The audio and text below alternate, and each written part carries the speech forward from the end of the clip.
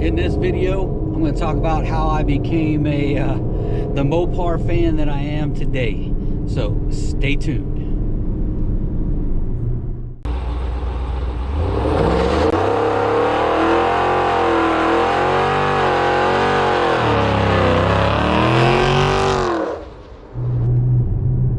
All right, everyone. I got a few comments asking me to talk about how I became a huge Mopar fan.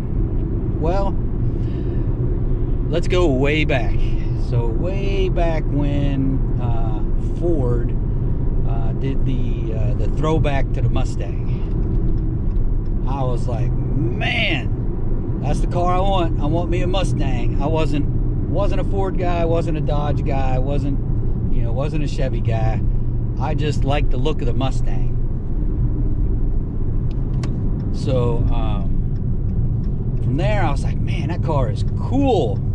That was, oh gosh, way back. I can't remember what year they did it in, but at that time, still I was married, had the had my son, and a Mustang at that point just wasn't in the cards.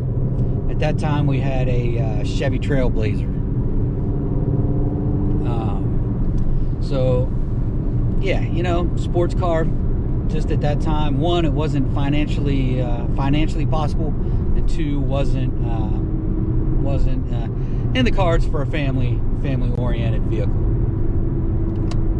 So fast forward to 2000, I believe it was 2010, when the Chevy Camaro came out, and they did the throwback, and I was like, oh man, I want one of those.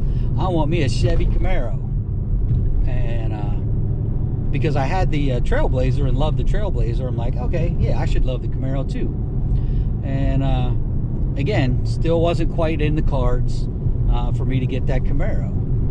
But over a couple years, I had rented a couple Camaros, and got a pretty good feel for them, pretty good understanding, what they were all about. And I was like, yeah, let's forget the Mustang, because they started going more sports car. So I was like, all right, let's go Camaro. Maybe they'll stick with the the throwback theme. And so time goes on. It's still not in the cards, still not financially feasible for me. It wasn't in the cards. So I kept waiting, and then the Dodge Challenger came out. I was like, now that's a sharp looking car. Of the three, just looks, no performance, anything like that, just strictly looks. For me, I was like, oh man, I'm sold. I want a Challenger, Dodge Challenger. And with discussions with the wife and back and forth, still wasn't quite in the cards. Still wasn't able, financially to make that happen. So we went back and forth, and I was still really looking at Camaros. I was looking hard at a Camaro, and because we had a really close friend that works for GM, so she could have got us a really good deal. So I kept looking at the Camaros. I was bouncing back and forth between the SS, and then eventually the ZL1 came out, and I was like, wow, these are still pretty cool. They still look neat. And I was, pricing them out, looking at them, starting to get into the financial piece. Started saving up a little bit for down payment to make it more fiscally responsible for me to do. And then I made the mistake. Of renting a Scat pack. Yeah, they actually rent Scat packs. I got it from Tennessee, out of Bristol, Tennessee. So they're right by the Bristol Motor Speedway, so they can rent, they can obviously rent cars like that. So I rented a Scat pack, had it for a week, and and that was it. It was over with. Loved the car, loved the performance, loved the looks, loved the look and feel. The interior was updated from the prior years, so this was in 2015. The entire interior was updated, and just the roominess that you have in these Challengers. You got the trunk space. You got usable trunk space back there. If me and the wife go for a drive or a vacation, I can put both our bags in the back with no problem. And even the back seat, is actually usable. I've had people, up to around 6 foot sitting in the back seat. You get someone a little bit shorter up front, they move up a little bit, and there's room back there. So that's how I got sold on the Challenger. And then I started looking. Oh my gosh, I was driving my wife crazy. I started looking. I was looking at Scat packs. I was looking at RTs. Again, I still wasn't big into the performance game. More just, just the look. I wanted a Challenger. So again, started looking here, looking there. At that time, I was driving a 99 Mitsubishi Spider Eclipse. And right around the beginning of November of 16, that thing really started to become a huge money pit. So as that became more and more and more of a money pit, and I was already doing some saving up, for the Camaro, so I already had some money saved up just to put some money down. The weeks go on, a week, another week. Finally, I told the wife, Black Friday, they had a good sale down in Lustine Dodge in Woodbridge, Virginia. I said, honey, I'm going to look at one of these. I saw 2 of them. Basically the same car I have now. One was a manual, one was an automatic. And I said, honey, I'm going down to look at these Challengers, see if I can make me a pretty good deal. So lo and behold, got down there. They didn't give me virtually nothing for that Mitsubishi Eclipse. I think they gave me like $700, $800, something like that, because it was literally run down. It was time for me to get something else. So then the debate was, do I want a stick or do I want an automatic? So I'm like, man, at that time I was driving back and forth to work about 20-25 miles one way, and where I drive, there's a lot of traffic up on 301 in Maryland.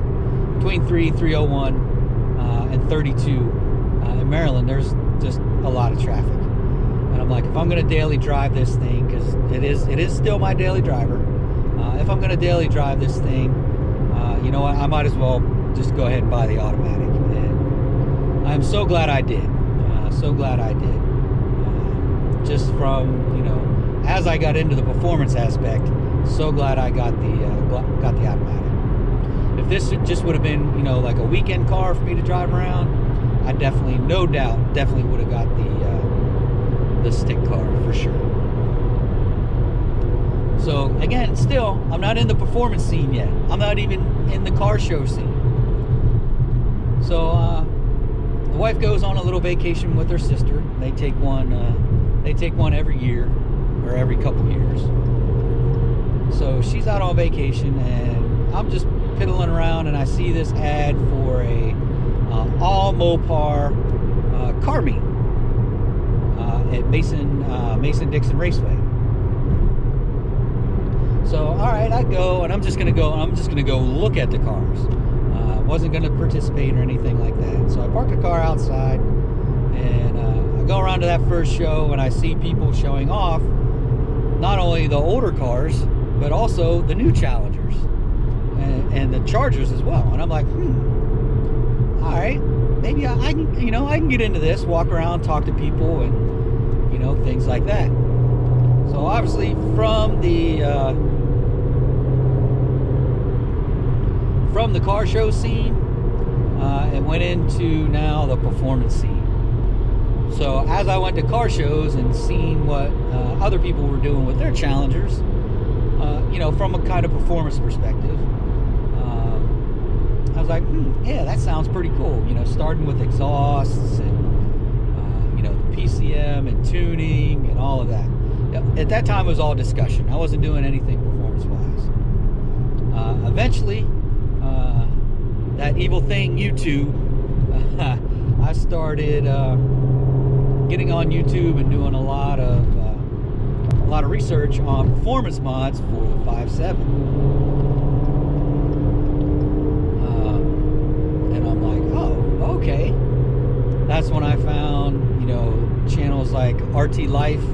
I was doing all his 5.7 content, looking at, you know, Incredible Hemi. He was doing all his 5.7 content.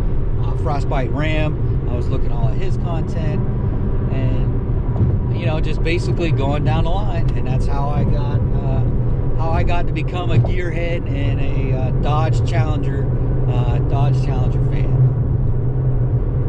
But don't get me wrong, I'm a car guy. I love all cars. You know, Mustangs, Camaros, even into the supercars, the Lamborghinis, the McLarens. I don't know if you can put the Vet in the supercar arena yet, but I like Vets. And, you know, I like all the hypercars too, you know, the Bugattis and the Pagani's, and, you know, you name it. It's just, I definitely don't have the money for any of those cars.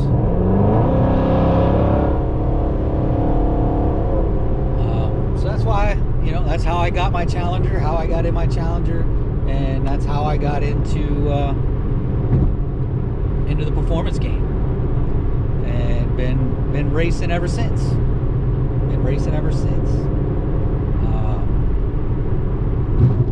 So, all right, I've gabbed for about 12 minutes now. I think that's long enough.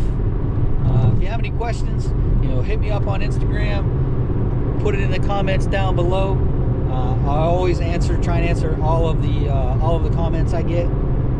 And so that's gonna do it for this video. If you're stopping in for the first time, hit that subscribe button, hit that like button, hit that notification bell so you get notifications when I upload new content. That's going to do it for now. Until next time.